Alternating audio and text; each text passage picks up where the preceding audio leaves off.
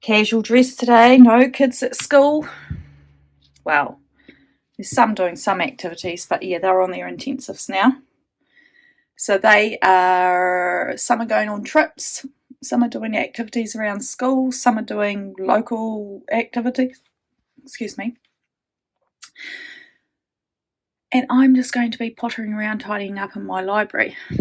But it's raining and we're only expecting a high of 17 degrees, so I've got some layers I can take off. I've got another singlet under here. If I get hot, I can take this merino off. Yeah, might head to the bookshop today, so yeah. My hair, it's got wings. Hello. So I'm at work. I've been into town. Oh man. I've been into town and I have bought some books. Most of them are graphic novel, like manga and anime and things like that for the kids. Try and get those collections a little bit more, expand them a little bit more. But I wanted to show you some of just the novels that I bought, and I'm going to take them home in the holidays and read them. So we do buy adult books as well, as long as they're not 50 Shades of Grey or anything like that, for the older students and for the staff, because it's a library for everybody.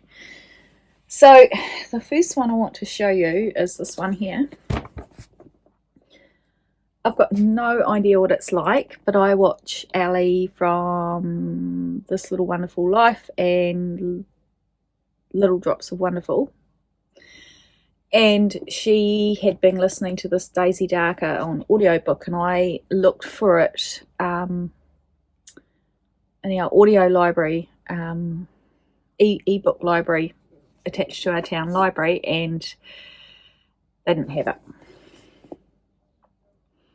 So it says, Daisy Darker is arriving at her grandmother's house for her 80th birthday. It is Halloween and sea glass. The crumbling Cornish house, perched upon its own tiny private island, is at one with the granite rocks it sits on. The Darker family haven't all been in the same place for over a decade, and when the tide comes in, they'll be cut off from the rest of the world for 8 hours. When the tide goes back out, nothing will ever be the same again, because one of them is a killer. So we'll see what that's like. So I'm going to take that one home. And then this one here, I bought the other one called The Dry, which was it's been turned into a TV, into a movie or a series, by Jane Harper. So she's an Australian author. Really, really good. So it says, when a group of colleagues are forced to participate in team building exercise in the Gurralang Ranges, they reluctantly start walking down a muddy track. But Alice Russell doesn't appear at the other end. Her last phone call was to Federal Police Agent Aaron Falk. Alice is the whistleblower in his latest corporate fraud case, and as he pursues the investigation, Falk uncovers a tangled web of suspicion and betrayal. I'm just trying to remember whether he was the character, Aaron Falk was the character in The Dry. I can't remember that guy's name. Yeah, she's a good author. It's not that she's a good writer. It's not popcorn fiction. Now this one really intrigued me. It's called The Book Eaters. Now this is definitely a Carla book. So it says here, hidden across England and Scotland live 6 old book eater families. The last of their lines, they exist on the fringes of society and subsist on a diet of stories and legends. Children are rare and their numbers have dwindled, so when Devon Fairweather's second child is born, a dreaded mind-eater, a perversion of her own kind, who consumes not stories but the minds and souls of humans, She flees before he can be turned into a weapon for the family or worse. Living among humans and finding prey for her son, Devon seeks a cure for his hunger. But time is running out, for her family want her back, and with every soul her son consumes, he loses a little more of himself. Ooh. This is the story of escape, a mother's savage devotion, and a queer love that will electrify readers looking for something beguiling, thrilling, strange, and new. So they're calling it a gritty, gothic, anti-fairy tale. So I'm finding that quite exciting, and I don't know which one to start. And I've basically got a little bit more tidying in my office to do. I've just got to add some data into a report and send that off, and then I've got 2 days free at work.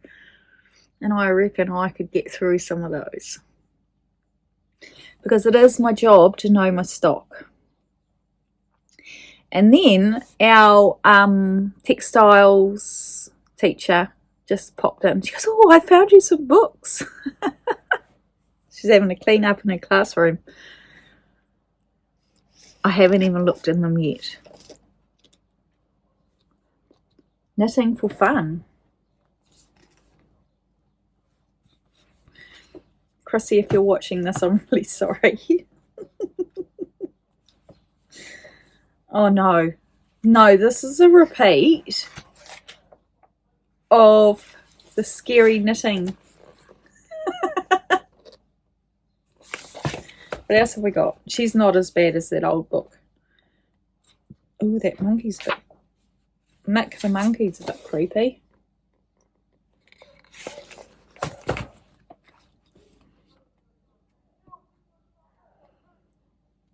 Oh my god, oh, that's so bad. And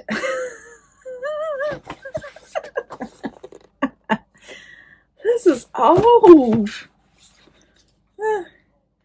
Now I want to have a look at this, because I think I saw a very un-PC looking doll. Yeah, she's a hula doll.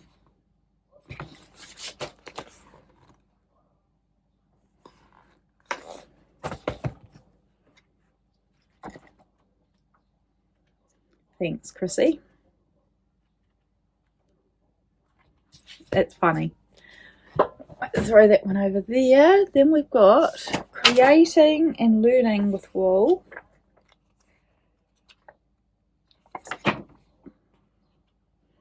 Oh, they've got how to crochet, TV slippers. Oh, could have a little look at that later. And then this one here looks kind of interesting. Public Library Gisborne cancelled. Embroidery for group working.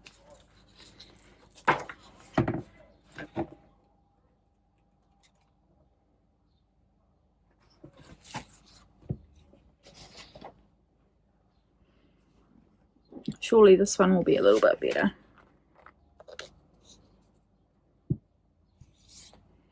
Quick crafts.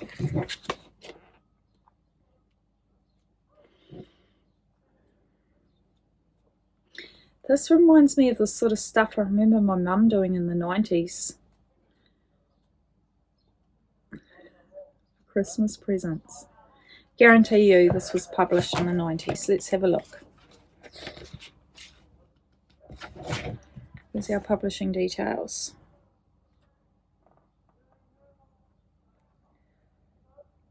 Come on. Surely.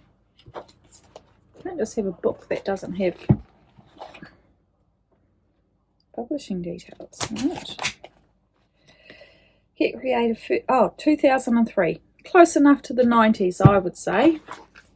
There you go. Right. Yeah, I think that's about it for now. We'll carry on.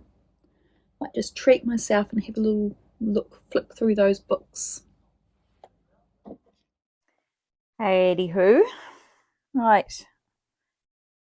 Been home for a little bit. I've been doing some office work, and then I thought I would go through these patterns and pull out some of this new fabric I've purchased and see which ones would be suitable for what.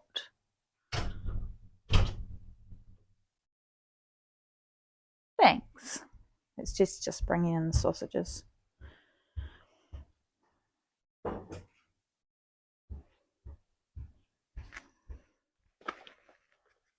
I've just received a notification that Amanda would like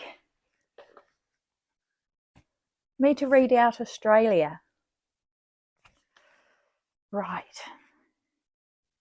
Let's see. Australia is number 4.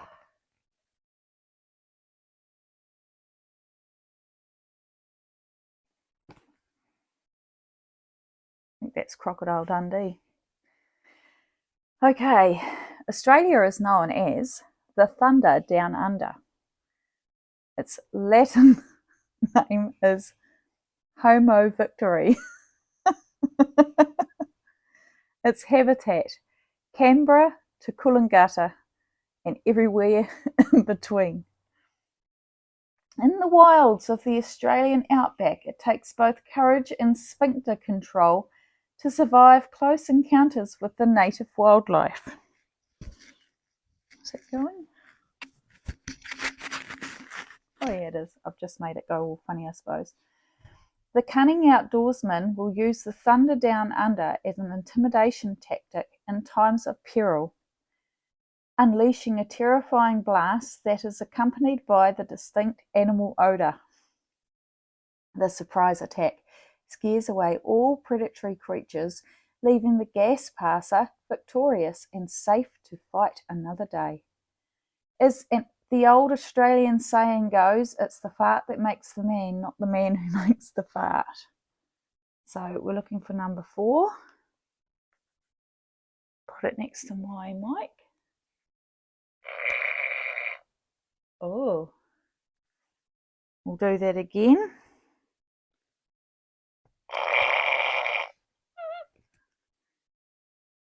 I'm going to say it, that sounds wet. There you go. Look at that poor crocodile. He's just gassed. So there you go, Amanda. It's Australia.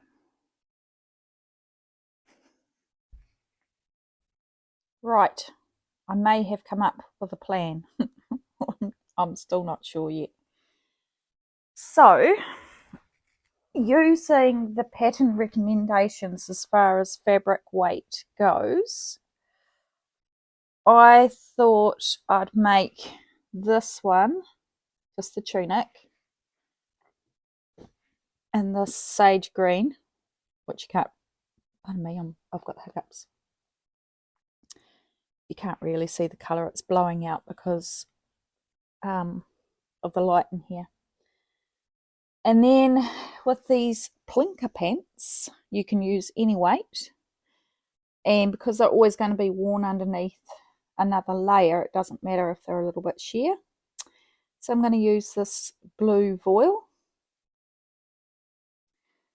and then this one here is the Cara tunic. I think I didn't realise when I ordered this black linen that it was the narrow width, but I think I should have enough, but we'll try it out. What I'll do is I'll piece the pattern together and then try the pieces over it and see if I can get enough out of that. And I'll make the tunic out of this pale blue. I've still got the black and white voile. I was thinking about that skirt, but I'm a bit unsure. But, you know, I'm not going to make them all at once. So we can put those ones aside. I did want to make this top in a light colour, in a light fabric. It says to use a medium weight, but I'll have a look at it because I think it will actually look quite nice. I would quite like something really light. because this is really for summer and I don't want to be too hot. So this was a paid for pattern. That was a free one. That's a free one. That one's a free one, but I don't have anything for that at the moment. And that was a paid for one. So I'll choose which ones. I might try these ones first and then we'll go from there. Okay. I've just put my sausages on to defrost. And then I had a brain ripple. I'm going to make these in black instead of the dark blue. And then I can use those two for that skirt. And I can put the blue with the white underneath as a petticoat. Because white on top will be useless for me because I will get food all over it. I've managed to hedge myself in. I am literally running out of room. I'm also watching Gaynor from Tales from Cuckoo Land, who I only just found, and she's cool. Righto. So I've cut out one of the patterns. Going to have to do a bit of jiggery because, like a normal body, my measurements are all up the boo-eye. And if I follow the measurements for my hips and my waist, I'll be drowning in the top half. But that's something to think about another day. So here's dinner. So smashed new potatoes.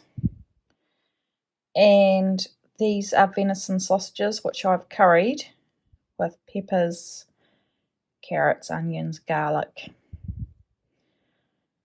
and curry powder. It looks quite nice. So I'm about to eat my dinner.